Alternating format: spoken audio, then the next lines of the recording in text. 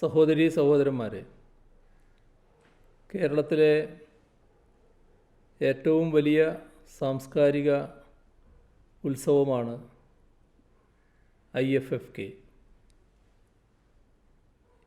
IFFKയുടെ പ്രവർത്തനം ആരംഭിച്ചിട്ട് കാൽ നൂറ്റാണ്ട് പൂർത്തിയാകുന്നു. അന്താരാഷ്ട്ര തലത്തിൽ കേരളത്തിൻ്റെ യശസ്സ് ഉയർത്തിക്കാട്ടുന്നതിൽ IFFK നിർണായക പങ്കാണ് വഹിച്ചിട്ടുള്ളത്. സിനിമയ്ക്കും സാംസ്കാരിക പ്രവർത്തനങ്ങൾക്കും കേരളം നൽകുന്ന ഗൗരവവും പ്രാധാന്യവും ലോകത്തെ വിളിച്ചറിയിച്ചത് IFFKയാണ്. ഗൗരവമുള്ള സിനിമാ പ്രേമികൾ ഏറെയുള്ള നാടാണിതെന്ന് മേളയിൽ അതിഥികളായി വന്ന പല വിദേശ ചലച്ചിത്രകാരന്മാരും പറഞ്ഞിട്ടുണ്ട്.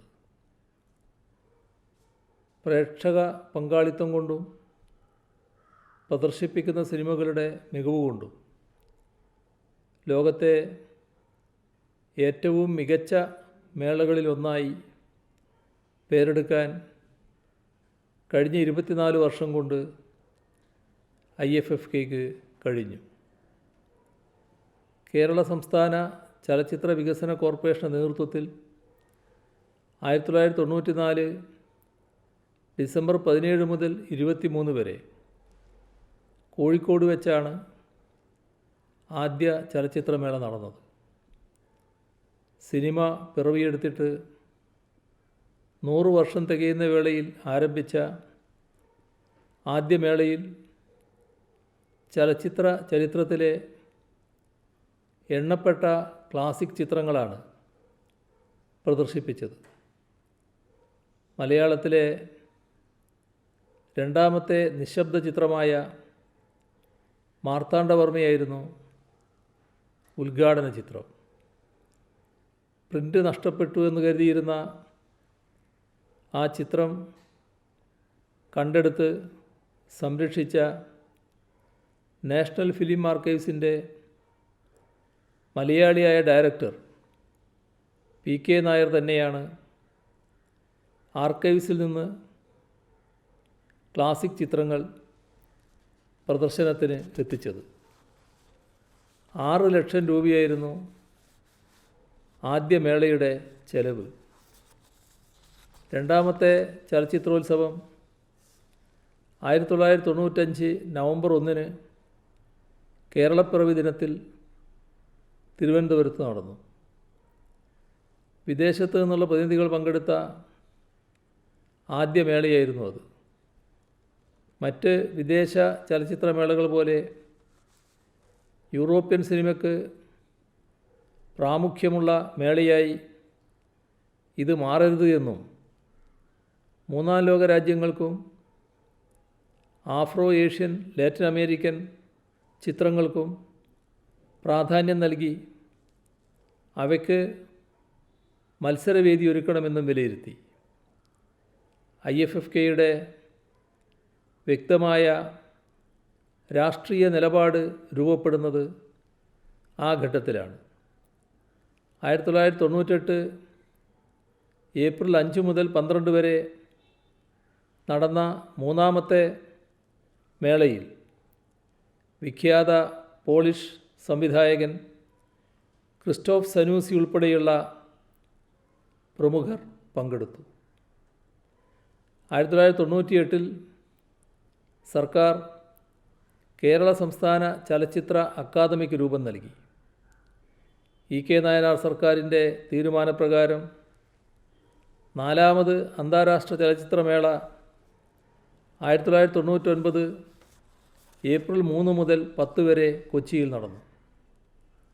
4ാം മേളയിൽ എത്തുമ്പോഴേക്കും ചലച്ചിത്ര നിർമ്മാതാക്കളുടെ അന്താരാഷ്ട്ര സംഘടനയായ FIAFിൻ്റെ അംഗീകാരം IFFKക്ക് ലഭിച്ചിരുന്നു.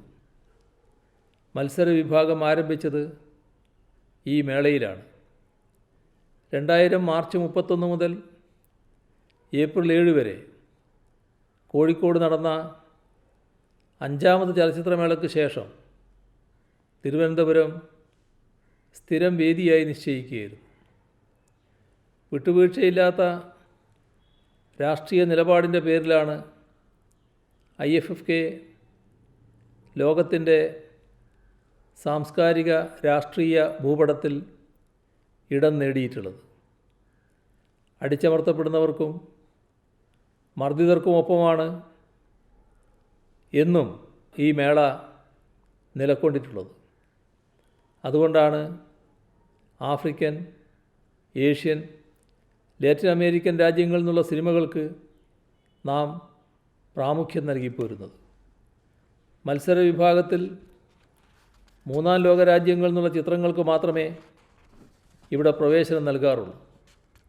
അമേരിക്കയുടെയും യൂറോപ്പിൻ്റെയും സാംസ്കാരിക സാമ്രാജ്യത്തിനെതിരായ പോരാട്ടം കൂടിയാണ് ഈ നിലപാടിലൂടെ വ്യക്തമാകുന്നത്.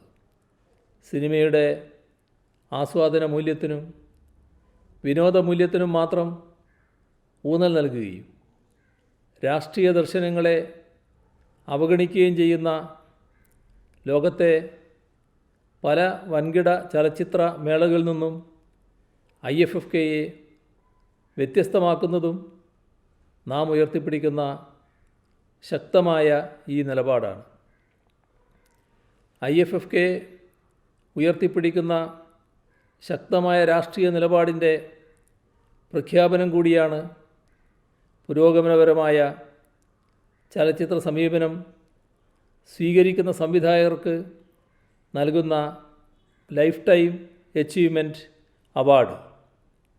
ലോക സിനിമയുടെ ഗതിമാറ്റത്തിന് വഴിതെളിച്ച ഫ്രഞ്ച് നവതരംഗം എന്ന ചലച്ചിത്ര പ്രസ്ഥാനത്തിൻ്റെ മുഖ്യ പ്രയോക്താവായ സംവിധായകൻ ഴാങ് ലുക് ഗൊദാർദിനാണ് ഇത്തവണ ഈ പുരസ്കാരം ഈ വേദിയിൽ സമ്മാനിക്കുന്നത്.